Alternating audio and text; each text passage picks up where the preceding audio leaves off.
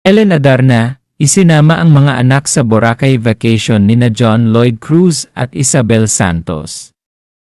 Muling pinag-usapan online sina Ellen Adarna, John Lloyd Cruz, at Isabel Santos matapos makita ang kanilang masayang pagsasama sa isang bakasyon sa Boracay.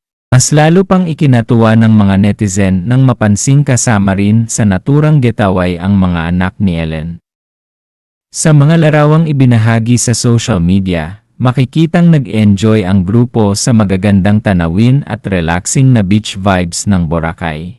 Kasama sa biyahe ang anak ni na Ellen at John Lloyd na si Elias, pati na rin ang anak ni Ellen na si Lily. Marami ang humanga sa magandang samahan ni na Ellen, John Lloyd at Isabel. Sa kabila ng kanilang nakaraan bilang magkapareha, nananatili ang respeto at pagkakaibigan nila sa isa't isa para sa kapakanan ni Elias.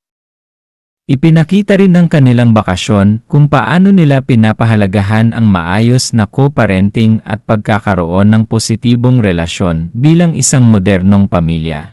Hindi rin ito ang unang pagkakataon na nagbakasyon silang magkakasama.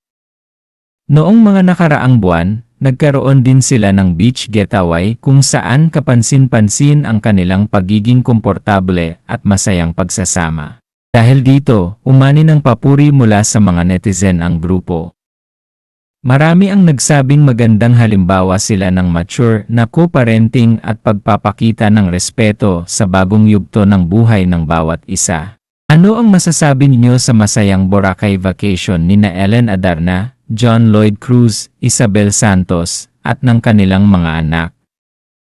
Ibahagi ang inyong opinyon sa comment section at huwag kalimutang i-like, i-share, at i-subscribe ang aming channel para sa iba pang showbiz updates.